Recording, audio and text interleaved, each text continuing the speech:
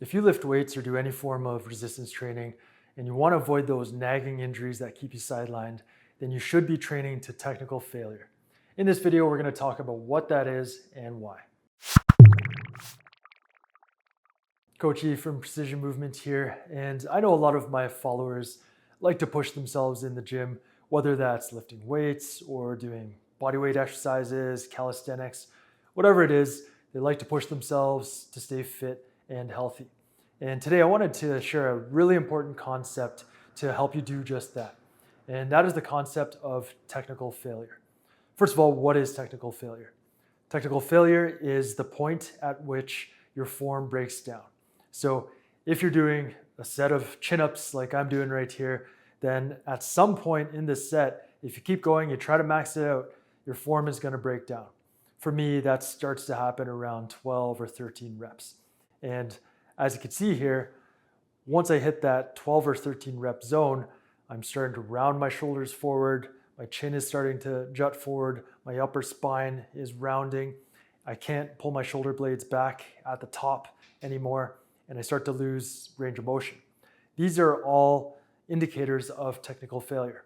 And what you should be doing is you should be either stopping right at technical failure, so right when you notice your form breaks down, or just before technical failure happens. And there's two really important reasons why. Number one is that the muscles that tend to fatigue first in a set of any given exercise are the deep stabilizer muscles.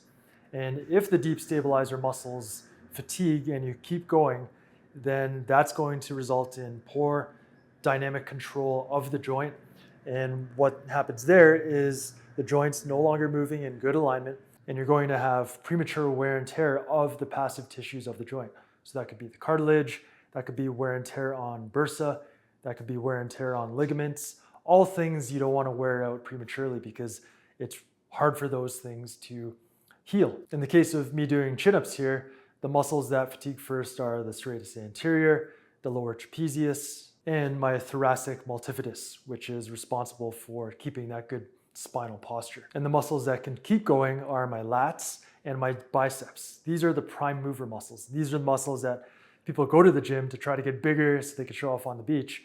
But these are the muscles that if they get overdeveloped compared to the deep stabilizer muscles, that is a risky muscular imbalance, because over time, you're going to be able to move, you're going to be able to keep doing reps, but you don't have that deep control of the joint, and that's going to result in pain and injury.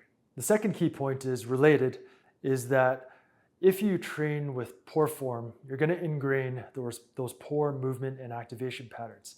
And even if the deep stabilizer muscles aren't fatiguing, you're going to be strengthening the prime movers, the lats and the biceps, over the deep stabilizer muscles by doing that poor form. And over time, that's going to create that muscular imbalance. Your brain will also go to that poor movement pattern more often in other exercises or in sport or in everyday life, and that's going to speed up how quickly you wear out those passive tissues. So technical failure, really important to stop at or just before, regardless of the exercise that you're doing. Now, how do you know what good form is? Well, you're going to have to study that a little bit and go to each specific exercise that you're doing. There's a million different exercises that you could be doing, and I'm not going to spend a million minutes covering those today. But there are a few key principles that you can think about as you're doing any exercise. Number one is your alignment and your posture. Typically, when you're doing exercises, you want to maintain a neutral spine with your chin tucked, nice and long, but not hyper stiff military posture. Number two is you want to do exercises through a full range of motion. So when I started off that set of pull-ups, I'm going all the way down, my elbows are perfectly straight, all the way up, my chin's over the bar, my shoulders are pulled right back. You want to make sure you're going through the full range of motion through any exercise that you're doing. And the third one to think about is the rhythm between the joints. When you're doing a pull-up, you don't want to have your shoulder blades pinched back together at the bottom and you keep them there the whole time, top to bottom. Your shoulder blades are relaxed here, you're hanging, and then you go and you pull the shoulder blades together as you lift yourself up and you lift your chin up over the bar. In this example, that's called scapulohumeral rhythm. And there is a rhythm to any compound movement. A compound movement is when two or more joints are moving at the same time, there is a rhythm. It's got to be in balance.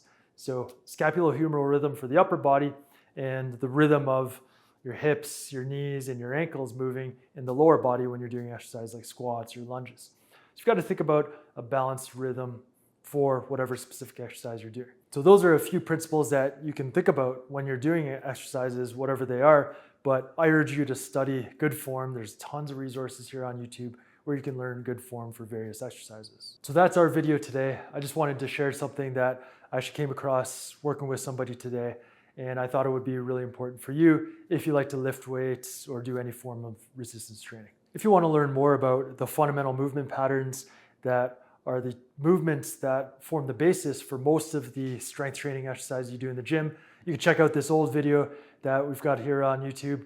And if you want a program to keep your body healthy for the long term, so you keep getting in the gym, doing your thing, then check out the Foundation for Movement Longevity program. Thanks for watching. We'll see you next time. Peace.